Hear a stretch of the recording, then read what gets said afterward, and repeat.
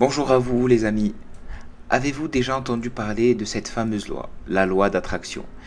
Cette loi vous promet que si vous vous concentrez de façon sincère la plupart du temps sur quelque chose que vous désirez, cette chose désirée finira par apparaître dans votre monde réel.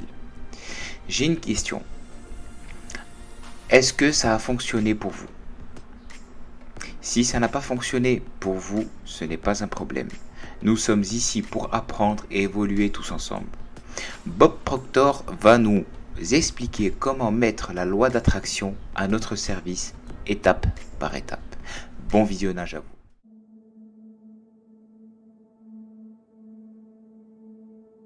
J'ai découvert que la plupart des gens ne savent pas qui ils sont. Si vous demandez à une personne lambda qui elle est, elle va vous donner son nom du genre « Je suis Bob Proctor », mais ce n'est pas moi. Bob et Proctor sont deux mots que mes parents m'ont donnés. Et c'est mon nom, mais ce n'est pas moi. D'autres diront « ça c'est moi », mais ce n'est pas moi non plus, c'est juste mon corps. Par exemple, vous n'appellerez jamais votre responsable pour lui dire « mon corps ne sera pas là aujourd'hui, il est malade ».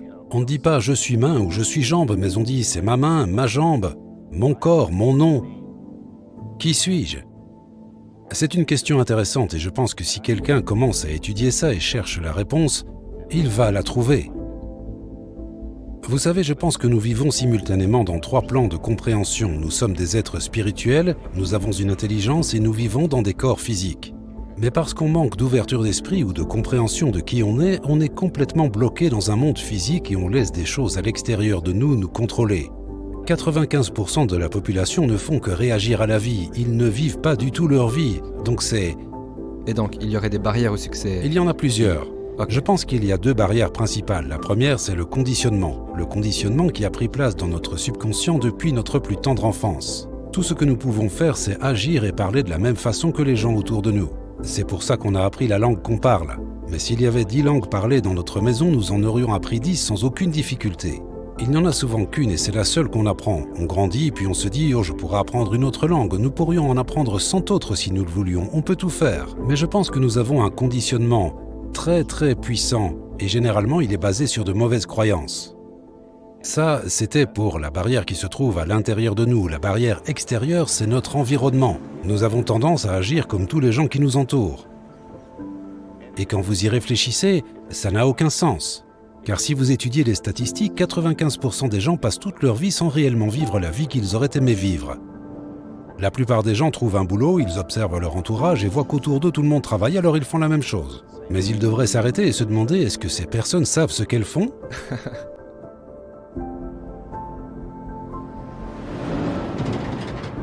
Les gens suivent les règles, ils prennent un numéro et font comme tout le monde autour d'eux.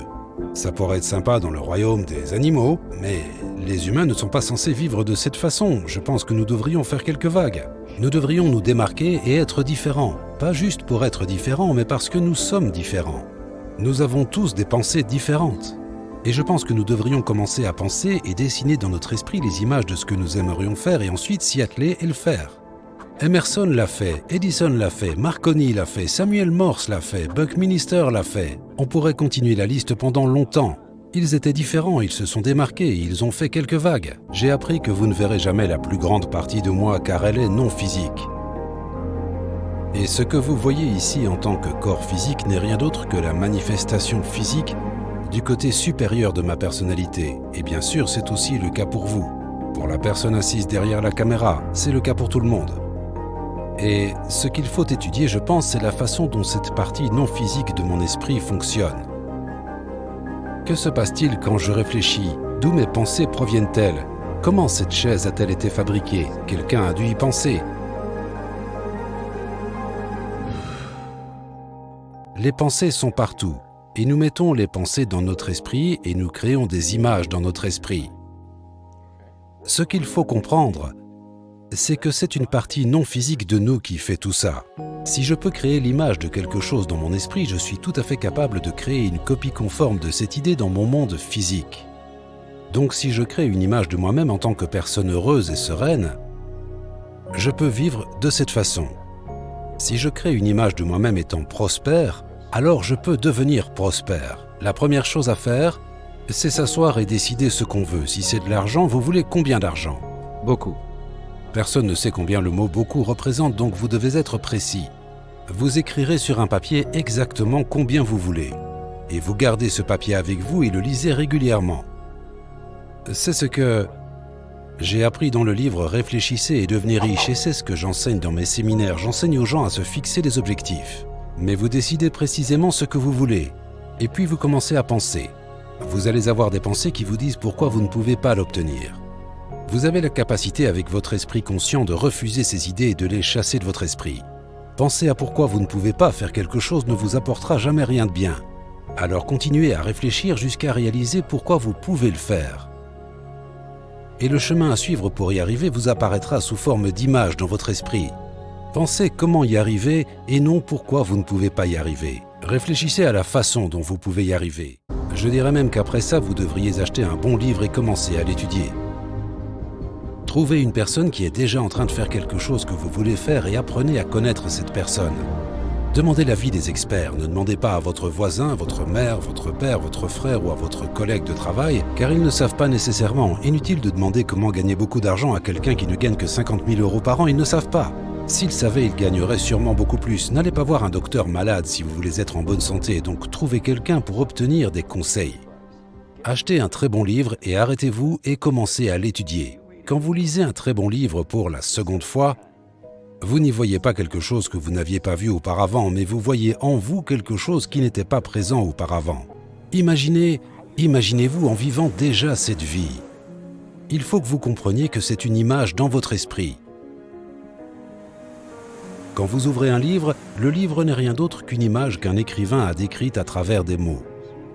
On a demandé une fois au grand artiste Van Gogh comment il faisait pour réaliser des œuvres si belles. Il a répondu « Je rêve mes peintures ». Et ensuite, je peins mes rêves. Il obtient l'image dans son esprit et ensuite il la peint sur un mur ou un tableau.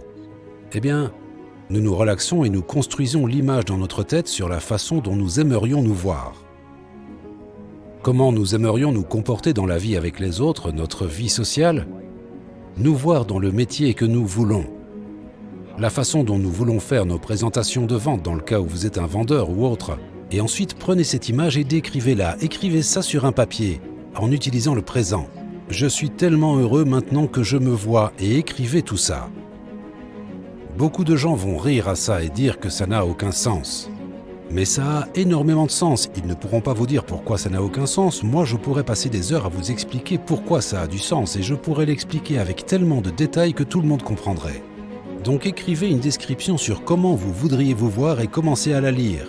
Et la relire encore et lisez-la tous les jours, gardez-la partout et continuez à la lire. Le point primordial que tous les grands enseignants ont évoqué au cours de l'histoire et sur lequel ils ont tous été unanimes, c'est que nous devenons ce à quoi nous pensons. Ça peut nous paraître un fantasme au premier abord, ça peut même nous sembler être parfois un mensonge. Mais si vous lisez souvent ce que vous avez écrit et que vous commencez à y croire, comme William James l'a dit, croyez et vos croyances créeront les faits et vous verrez la personnalité d'une personne changer. Je regarde les gens lors de mes séminaires et je vois leur personnalité changer sous mes yeux. Et tout ce qu'ils font, c'est commencer à se voir d'une façon différente, commencer à penser différemment. Nos pensées contrôlent nos sentiments et nos sentiments contrôlent nos actions.